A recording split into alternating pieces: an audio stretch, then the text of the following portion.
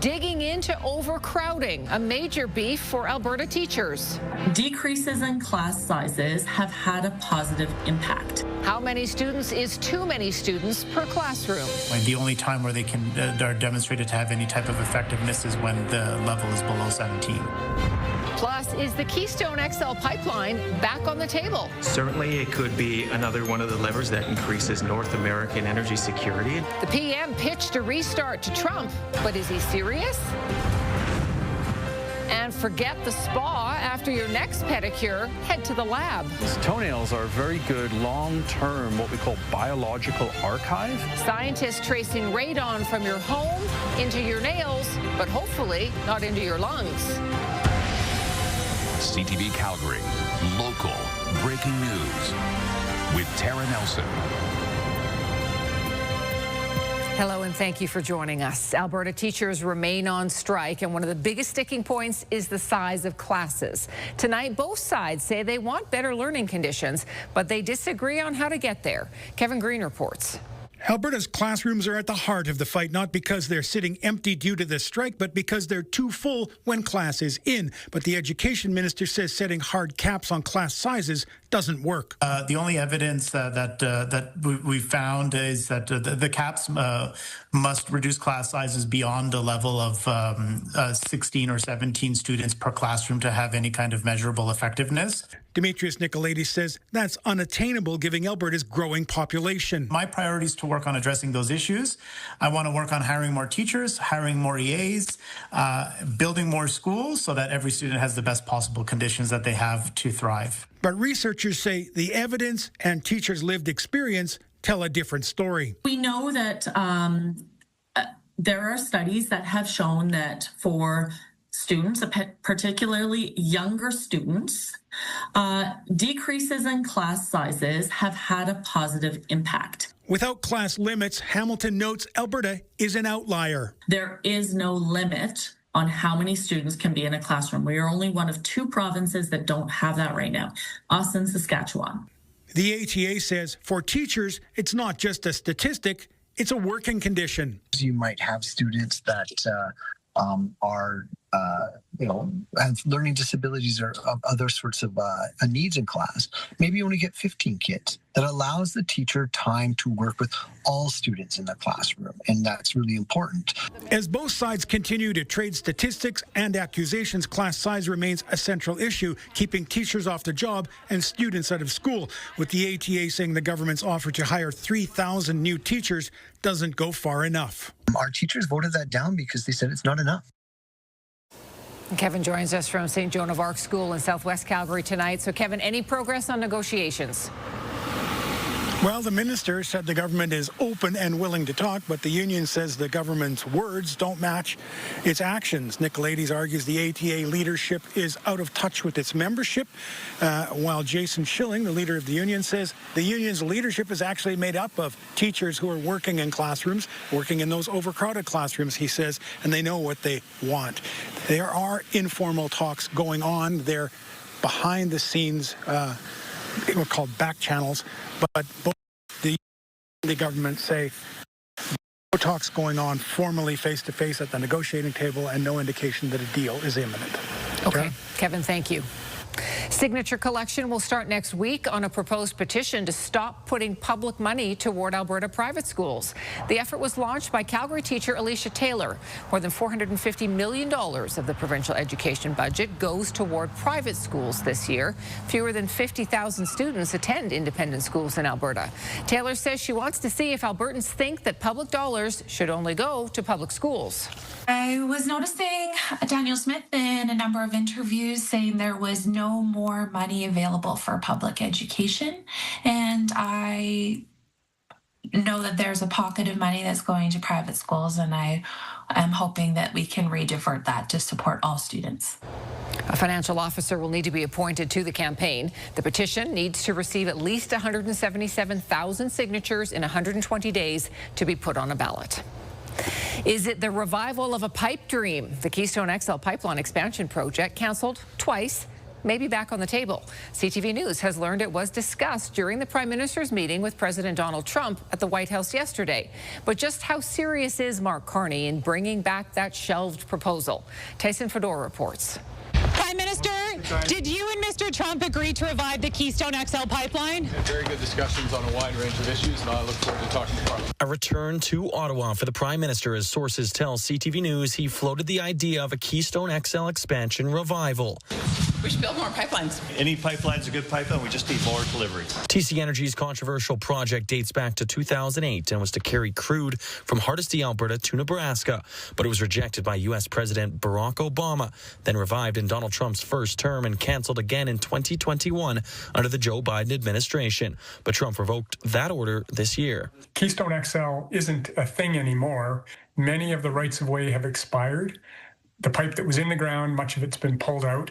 So it would have to start at square one. The project would link energy between the two countries and could serve as a relief measure for steel and aluminum tariffs. Certainly, it could be another one of the levers that increases North American energy security, and so it certainly warrants exploring. It comes as Alberta and BC squabble over a new pipeline to the BC North Coast, with Premier David Eby opposed and Premier Danielle Smith seeking routes within Canada to export Alberta energy. I suppose I could just go down to the United States and start working with American counterparts to see if we can build more pipelines. They've expressed an interest in restarting the Keystone XL, and I suppose we could maybe sell another 1 million or 2 million barrels a day additional to the United States.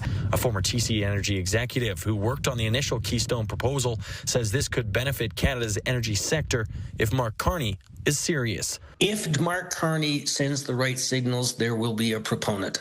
It avoids the issue of having to get the concurrence of British Columbia and all of the much more unsettled circumstances with respect to land claims. The question, however, still is there that the industry itself may prefer a West Coast option because of the greater optionality. The project aimed to carry more than 800,000 barrels of oil a day south of the border.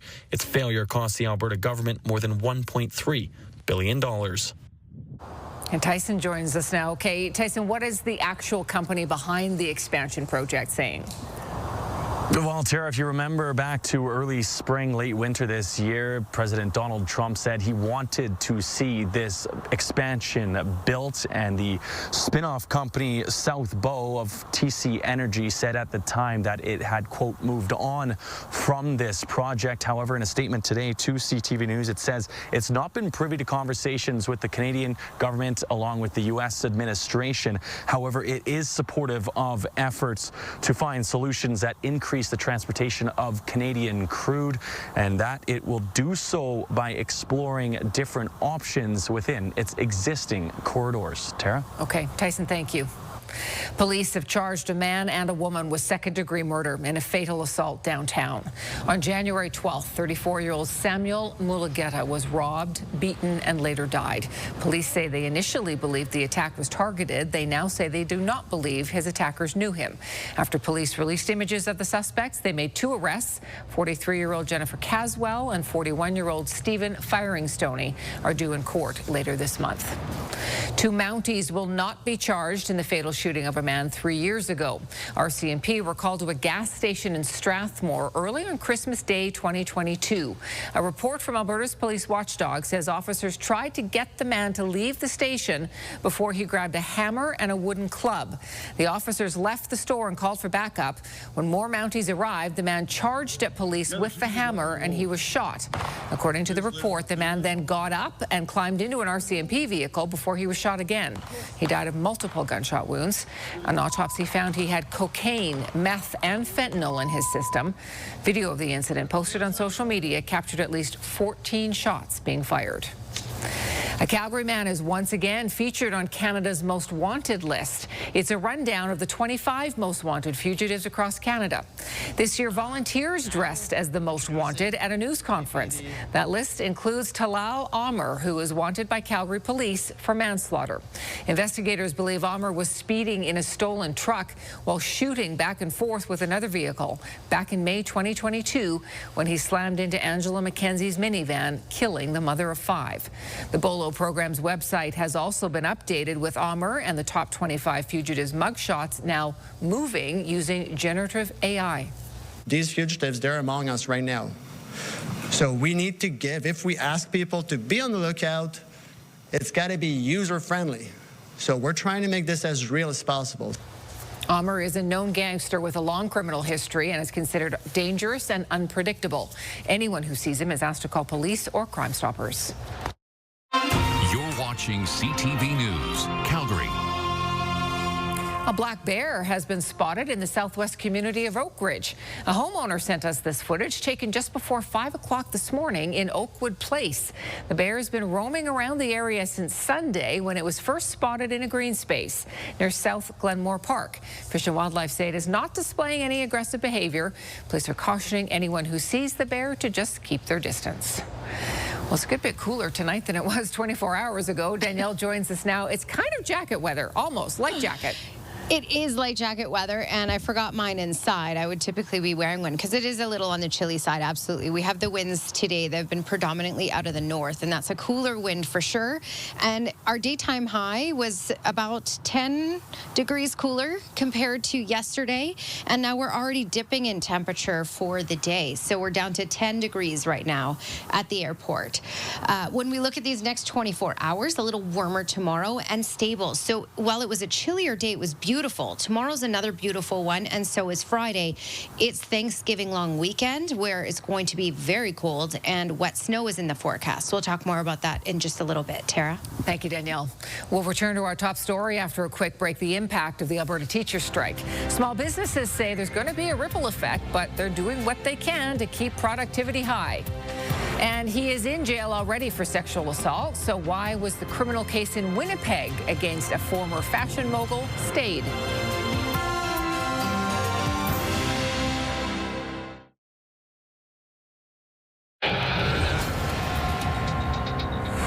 Breaking news in the Middle East tonight. U.S. President Donald Trump says Israel and Hamas have reached an agreement on the first phase of a plan to stop fighting, release hostages, and withdraw troops. The two-year war has left tens of thousands of Palestinians dead and most of the Gaza Strip destroyed. CNN is reporting the hostages may be released this weekend. Former fashion mogul Peter Nygard has had his criminal case in Winnipeg suspended by a judge who stayed charges against the 84-year-old and has to do with an alleged sex assault in Manitoba. Nygard is already in prison on previous convictions. Here's Alex Karpa. A judge found that Peter Nygard's right to a fair trial was violated by police who failed to retain records related to allegations dating back over 3 decades. Nygard was charged back in 2023 after a woman came forward claiming she was sexually assaulted by Nygard in a warehouse in Winnipeg in 1993. About a week after the alleged assault, the complainant spoke with RCMP at her home in Vancouver, giving them a statement, but court documents say she didn't want to press charges. In 2020, she decided to come forward and Winnipeg police launched an investigation. The lawyer for the 84-year-old former fashion mogul filed a motion last month to stay the charges, arguing that police failed to keep records of the complainant's first interaction with officers, undercutting Nygard's right to a fair trial. Court was told, given the passage of time, this evidence was likely lost or purged from police data systems. After reviewing the evidence, the judge agreed that Nygard's right to a fair trial has been, quote, substantially prejudiced, and goes on to say, I'm satisfied that this is one of the clearest of cases warranting a stay of proceedings. This is a very good decision overall. Irrespective of what you think about the Nygard case, this is important for the integrity of our system. Nygard is already serving an 11-year prison sentence for 4 counts of sexual assault in Ontario. He also faces sex charges in Quebec and faces extradition to the United States for sex trafficking and racketeering charges. Alex Karpa, CTV News, Winnipeg. In the U.S., former FBI Director James Comey has pleaded not guilty to lying to Congress. Comey made his first court appearance in Virginia today. He is accused of providing false statements and obstructing a congressional proceeding 5 years ago. Comey plans to ask the judge to throw out the charges, alleging they were brought in by Donald Trump. The trial date has been set for January 5th. Trump fired Comey during his first term as U.S. president. This is CTV News, Calgary. I guess we all better dig out our coats because it's going to get chilly. Oh, yes. So I will say this. The rest of the work week looks fantastic, even a little warmer than today. It's the weekend that, yeah, you'll need your coat. it's going to get cold. And we haven't had this kind of burst of, I would say, almost wintry weather in a long time. So it may take our bodies a little bit of, adjusting. Okay, 10 degrees is the temperature in Calgary right now. We did get up to 13 degrees in the city, but that was at midnight, 1 a.m. In the afternoon, the highest we got was 11 degrees, and now we're starting to dip for the day. It's 14 right now in Lethbridge, Milk River, 16 in Medicine Hat. So these are temperatures pretty much where we should be for this time of year. So normal temps, thanks to this chillier wind out of the north, gusting close to 50 kilometers per hour in Medicine Hat, just over 30 in Lethbridge, and just over 40 in Calgary. The winds will be calmer for the next couple of days, and temperatures will climb a little bit as well. We're going to get a push of warmth from the south. I'll show you that in just a second. At this point, there's nothing to worry about for southern Alberta on radar and satellite, just maybe cloudy periods here and there. Outside of that, for the next couple of days, we're stable and we're nice. And even as we head into Friday, again, there's that little push of warm air that we're going to get, which will get us closer to 20 in Calgary, and then communities further to the south may get above 20. I'm going to fast forward this to the long weekend, and this is a cold core load that's going to move in. It's going to bring in really cold temperatures, and in addition, all the precipitation we get, well, it will start as rain. Yep, it will switch into wet snow. That's the forecast for southern Alberta, Calgary included in that. Okay, so let me just play this through next couple of days. It's quiet, as you can see here. And then here's what's approaching on Friday. So Friday's a really nice day. Late Friday, clouds will start to increase ahead of this. This system, you can see that counterclockwise spin is going to develop or redevelop in Alberta, and it's going to throw waves of moisture in at times. So late Saturday, we'll get some rainfall. And then as we dip to that freezing mark, and even below that freezing mark Saturday night, this will switch over to some wet snow. This is why the longer range forecast looks like this. This is why I put a dancing turkey on here to lighten up the mood a little bit, because yeah, it's quite a change for us. Okay, 16 degrees, mainly sunny tomorrow. Close to 20 on Friday, mainly sunny. Saturday later in the day, that's when the rain will start to kick in, switching over to wet snow overnight as we dip down to -3. And look at those daytime highs Sunday and Monday, 2 and 1. That's your Action Furnace 5-day forecast. Tara? Thank you, Danielle. While teachers and parents are directly feeling the pressures of the province-wide school closures, the strike is also impacting Alberta businesses. Alicia Fieldberg explains how some groups are facing that challenge. With students forced out of classrooms, some families are forced away from work to care for and arrange alternatives for their children. The Canadian Federation of Independent Business says the labor dispute between the province and teachers is reducing productivity. The longer the strike goes on, the more small businesses are going to be impacted. It's really exponential day by day, the losses that they experience and the losses that families experience too from not being able to work. He says during Saskatchewan's teacher strike last year, 1/3 of small businesses reported a negative impact, including staffing challenges, lost sales, and revenue. That's a concern for VR Core, which offers virtual reality programs for schools. The Alberta company has had to postpone 10 visits already due to the strike. As time goes on, there's less and less spots to fill them in, and so it's possible that we just straight up lose that revenue. When it comes to staffing concerns, some organizations are able to help their workers. Easter Seals Alberta usually offers summer camps to people with disabilities and medical conditions, but is now using its Bragg Creek facility and camp counselors to provide educational programs for children of its staff and anyone else in the area who needs it. We have a variety of people who work for us who do have young children, and this was going to be a significant challenge for them, and so we really wanted to make life easier for them and support them in every way that we could. For me, it's been very helpful, and I can focus more on my work and to get the things I need to accomplish done. While Alberta businesses are feeling the impact, some are also showing their support for teachers, offering free and discounted food and drinks during the strike. So we just want to show our support and thank you for what they're doing. Teachers are setting the stage for what comes next, and we all rely on that, whether it's doctors, engineers, mechanics, all that stuff starts in the schools. So, we really need them to be taken care of. Alicia Fieldberg, CTV News, Calgary. CFIB has asked Alberta to eliminate the small business tax this year due to all of the pressures that companies are facing. Striking teachers are getting some support in Cochrane thanks to some four-legged fans. Dozens of dogs and their families marched through Cochrane over the noon hour. Teachers say they can't meet at the schools, so they wanted to get together and support each other. They say they got some pretty positive attention from the public while out on their march, and say students need more attention than they can give in overcrowded classrooms. It is full of complex students. I had one class that had 3 autistic kids in there of various spectrums, and just trying to meet their needs in addition to everybody else. So that's the huge one.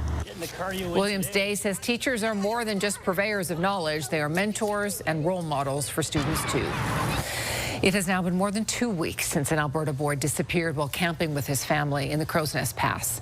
While the official search was called off last week, civilians are still scouring the area in hopes of finding that 6-year-old. Here's CTV's Kathy Lee with one of the civilian searchers. It's a huge area. Each step deliberate, every movement purposeful. Mike Hassel scans for the faintest signs of disturbance. I'm kind of going on the pathway of least resistance. Figuring, well, where the little child go. The child he is looking for is 6-year-old Darius McDougall from Lethbridge, Alberta. He went missing while on a camping trip with his family in the Crow's Nest Pass area more than 2 weeks ago, wearing these clothes. This is my second time out here trying to do what I can. The area where Darius went missing is very rugged. As you can see, this is incredibly tough terrain to navigate, even for the most experienced people. Slippery as well. And you also got other factors such as wildlife, like bears are high so there's high chance of bears. All reasons the public was asked to stay away while professionals combed the area.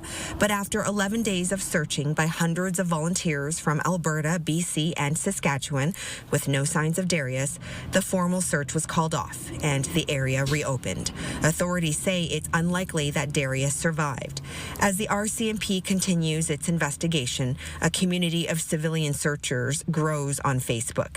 Many, just like Hassel, heading out on their own. This whole area was searched rigorously with helicopters, infrared, like the works.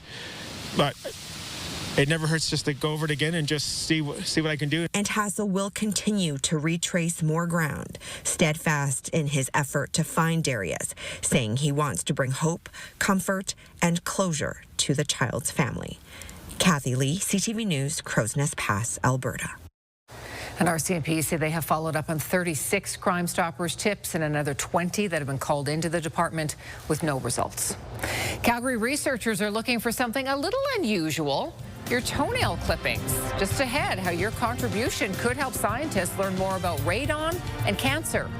And later, most dogs will bring you the paper, maybe your slippers. This guy prefers fetching things a little more obscure.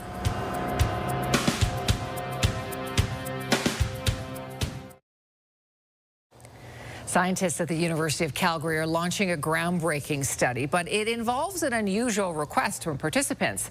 They're asking for your toenails to learn more about why even those who seem perfectly healthy are diagnosed with lung cancer.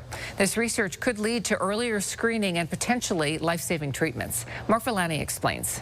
Emmy Bossio loves the outdoors, so whether hiking in the mountains or relaxing at the beach, the Calgary woman was always active and healthy. I ate well, I checked all the chemicals in my cosmetics, I was very conscious about my health. But a nagging cough wouldn't go away, and doctors noticed something wrong. I was diagnosed at 47 with lung cancer, having never smoked. Smoking is the leading cause of lung cancer, but number 2 is radon, an odorless radioactive gas linked to Canada's high uranium levels in soil. The world's most radon-exposed people on this planet. So to investigate, scientists at the University of Calgary are analyzing something unusual: toenail clippings.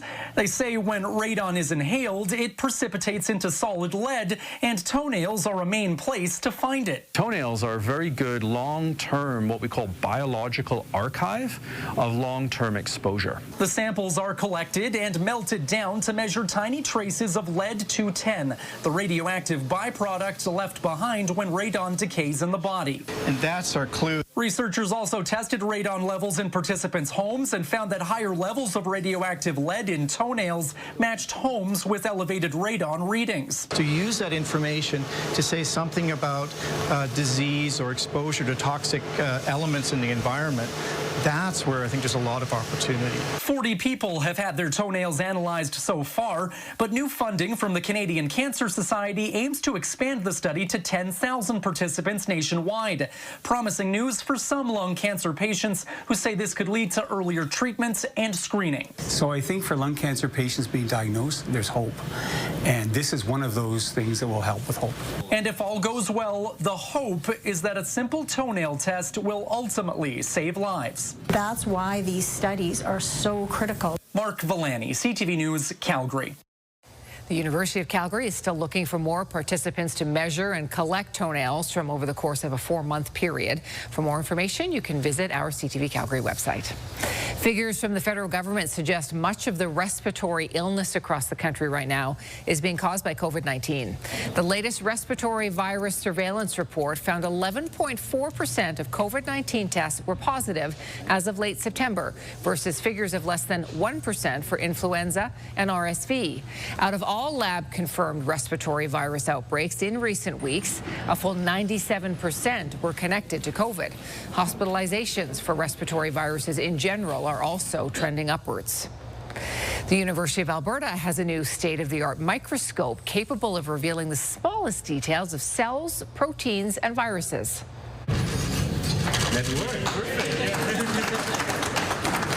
The $8 million microscope can view molecules just 1/10,000,000th of a meter in size. Data that once took months or years to analyze can now be processed in hours. It's the only one of its kind in Alberta and only the 5th in the country. The university's vice president of research says this is a pivotal moment for health-related research. This isn't just a new piece of infrastructure. It's a game changer that will fundamentally redefine the future of drug discovery and viral research in our province. The university says the microscope will help researchers explore human diseases and create drugs and vaccines to combat them. Calgary police are marking a significant milestone today, the 30th anniversary of our police helicopter and the officer whose death inspired it.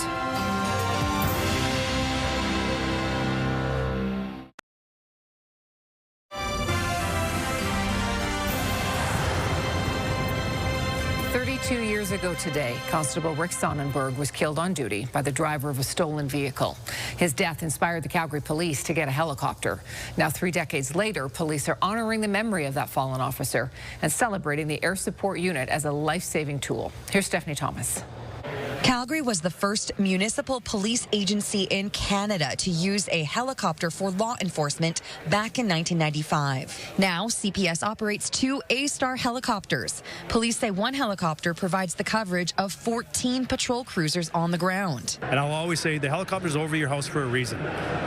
We don't just fly around. We're not doing city tours. We're there to catch criminals. The machines flying 30 years later honor Constable Rick Sonnenberg. In 1993, the officer was killed on duty trying to apprehend the driver of a stolen vehicle involved in a police chase. As Sonnenberg laid down a spike belt at Deerfoot Trail and Southland, the Firebird struck him at 175 kilometers an hour, killing him instantly. After his death, family fundraised for the Helicopter Air Watch for Community Safety, now known as HAWKS. We want every Calgarian, just like every police officer, to come home safe. The first chopper flown by CPS was retrofitted from Hollywood, featured briefly in the Keanu Reeves thriller Speed. The Calgary Police Commission says helicopters are now standard in major cities around the world. It's a legacy we're proud of. It's come about by a traumatic beginning, but the investment in HAWKS is certainly a wonderful legacy to have as is a reminder of this ultimate sacrifice. Aviation experts say helicopters have more capabilities than fixed-wing aircraft, which is why they are used by many other organizations. You cannot, in a vehicle on the ground, you're not outrunning a helicopter. He adds as drones become more widely used, they likely won't replace helicopters anytime soon. You've got somebody up in the air that can look down onto the ground both day and night and have a very, very keen eye on what's happening. So far this year, HAWKS is credited for nearly 500 arrests, but it's the unknown number of lives saved that propels the aerial program. Stephanie Thomas, CTV News, Calgary. And in the past 6 years, Hawks helicopters have been called out more than 30,000 times. Wow. All right, well, let's see if we can put a smile on your face. Most dogs, they like to sleep with a toy or maybe a blanket, but this pup prefers household items. Duke is a thief. Dukey, honey, you can't have that. We never know how often. Duke? Oh, boy.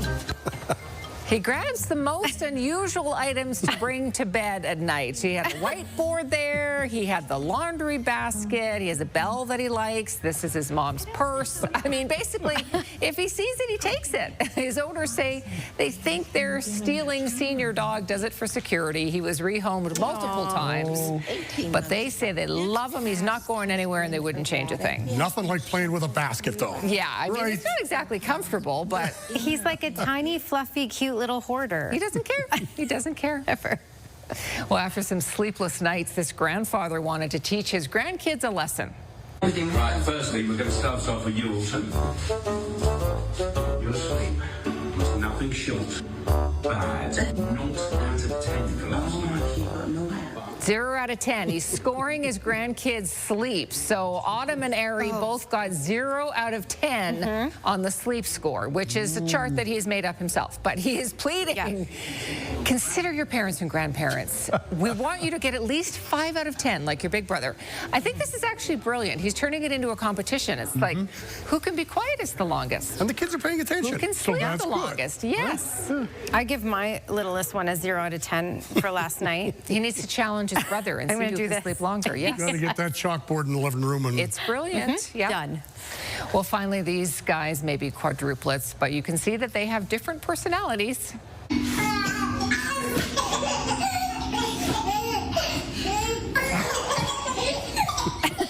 4 little babies, but we already know who the funny one in the family is. They've just started playing together, and they can't stop laughing at their silly sister who is pretending to fall for fun.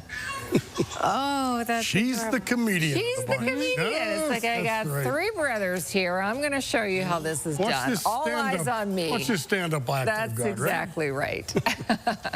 Still to come, one Calgary-based energy giant has sweetened the offer for another. Details on what Cenovus calls its best and final offer for Meg Energy. That's coming up in our business report.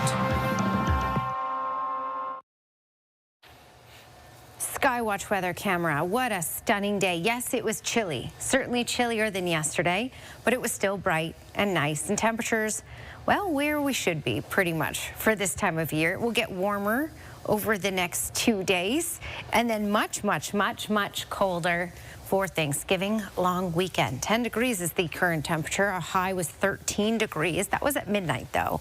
In the afternoon, the highest we got was 11 in the city. Around normal, which is 14 for this time of year.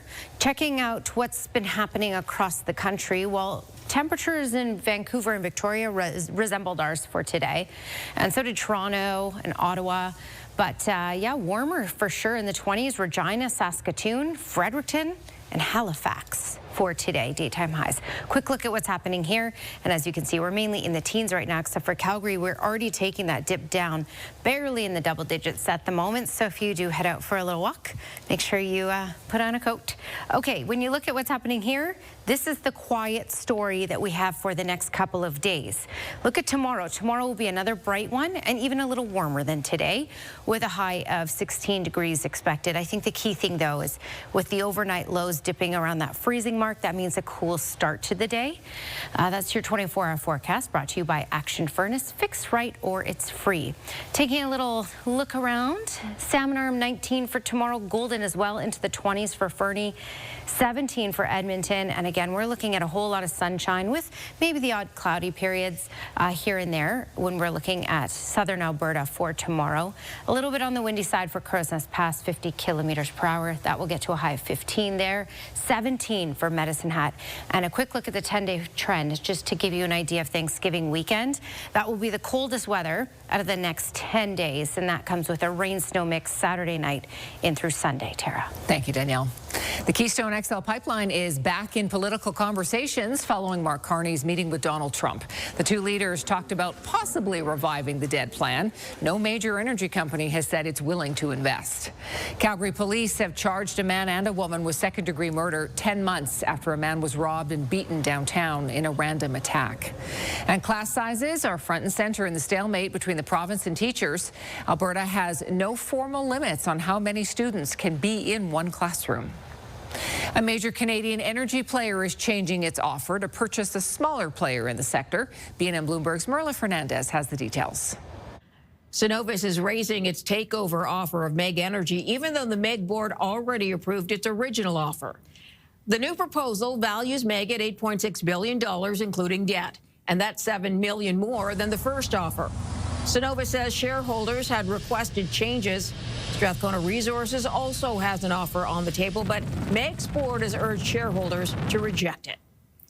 Here are the closing numbers for the day. The Canadian dollar barely moved. It ended the day at 71.65.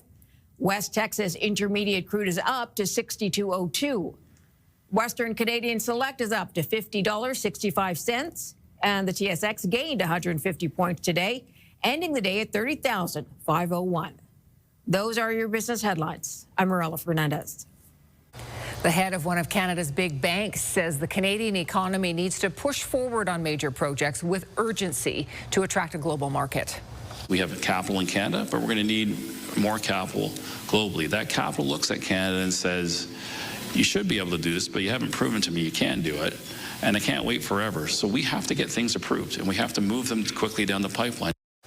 Speaking at a Chamber of Commerce event, RBC's president and CEO says there are some signs of progress to speed up projects and build certainty for investors. He says Canada has a great opportunity to ship its energy products to Europe and across the Pacific to countries like South Korea. Stephen Avenue was the place to be today to get some good eats. The market celebrated its 35th anniversary in Bankers Hall with the gratitude event on Stephen Avenue. 4 giant cast iron pans were filled with a delicious meal. Donations were encouraged to help fund In From the Cold, which helps families experiencing housing insecurity and homelessness. Over $11,000 was raised. Organizers say Centerra is honored to be a part of the downtown community all these years.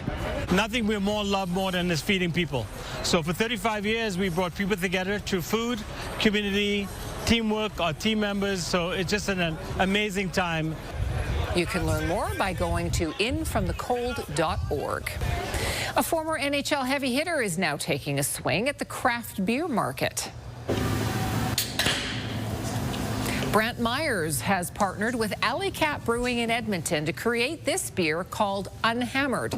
As the name suggests, it is a non-alcoholic brew. After being given a lifetime ban from playing in the NHL for substance abuse, Myers turned his life around and has been sober since 2008. He wanted to create a drink that anyone can enjoy.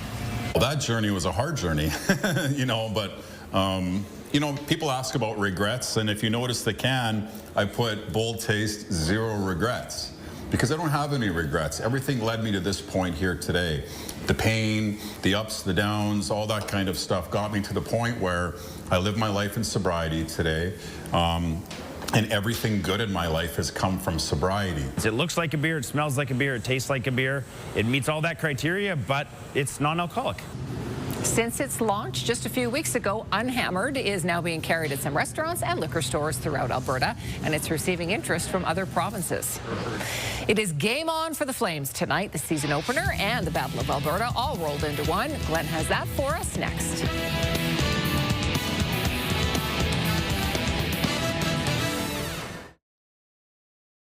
There's just a lot of rumors flying around, but I figured if you heard it from me, you'd know that I was okay. And I'm not ready to die yet. Hey, That's country music legend Dolly Parton breaking her silence over concerns for her health, triggered by some canceled shows and a social media post by her sister.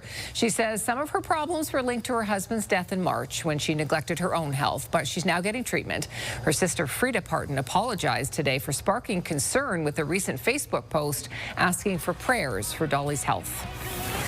The Calgary Flames open up the regular season tonight in Edmonton. Glenn is back with us. It's kind of a brutal start to the schedule for the Flames. Well, Edmonton tonight, and then you got Vancouver tomorrow night. and then they play their home opener on Saturday afternoon against the St. Louis Blues. But the Flames can't look too far ahead. They go up against the Oilers tonight in Edmonton, and you know that's going to be a tough game. One interesting sidebar from tonight's game, former Flame Andrew Mangiapane will face the Flames for the first time as an Edmonton Oiler. Mangiapane signed with the Oilers as a free agent in the offseason. Rasmus Andersson knows Mangiapane very well and admits it's going to be really weird to see him in that jersey.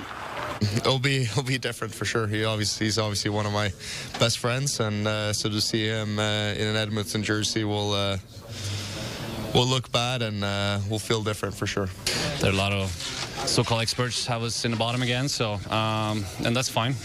Everyone gets to have their own opinion, but we believe in ourselves in here, and we're excited to get the season started, and we want to build on last year. We have a lot of quality individuals in our room, and I think team is important to them right now too. So it's just a matter of going and playing and trying to prove people wrong again. And tonight's game gets underway just a little after 8 o'clock in Edmonton. Game 4 of the American League Divisional Series between the Jays and Yankees. Jays with a 2-1 lead in that series heading into this game, and the Jays get off to another great start. Who else? Vladimir Guerrero. Base hit to right. That'll score George Springer from second base. Jays with a 1-0 lead. Bullpen day for the Jays. Mason Fluharty, the second pitcher on the mound and he will give this one up to the Yankees. Ryan McMahon gets all of it to right field. Solo shot. We are all tied at 1 apiece. The Jays, though, regain the lead, top of the 5th. Runners on first and third for Springer. He lifts the fly ball to left center. That's enough to score Ernie Clement from third base. Jays go back in front. It's 2-1. We are now in the 6th inning of play, bottom of the 6th. Jays continue to hang on to that 2-1 lead.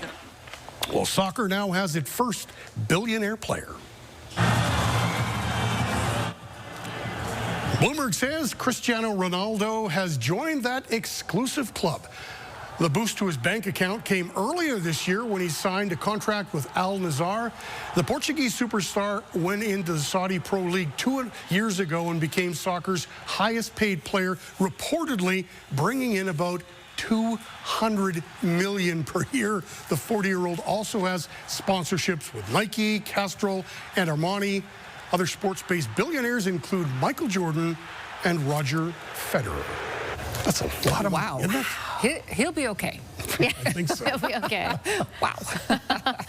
All right, final peek at the forecast. So check out my turkey. The twerking turkey there. Very good. This graphic surprised me. It said dancing turkey. I put it in, and I didn't expect the moves there. He's shaking his tail feathers. He is, yeah. And I don't know if he's laughing at us for our long weekend forecast. Oh, I'm sure he is. Because look at that. It's going to be cold. 2 and 1 for Sunday and Monday for daytime highs. Saturday night in through Sunday is when the rain switches over to wet snow. That will carry through Sunday, likely drying out on Monday. So nice for the next couple of days. Enjoy that. Weather window brought to you by Lux Windows and Doors, crafting quality windows and doors for your style, budget, and Alberta's climate. And Troy sent this one in. He says, can you see the giant wolf with the red eye? Can you? No, can you? No. I think I might, but I can't point it out right now. Right in the middle. We'll have to study this later. It's a beautiful shot. Beautiful. If you see it. Thanks for your company tonight. Have a great night. We'll see you tomorrow.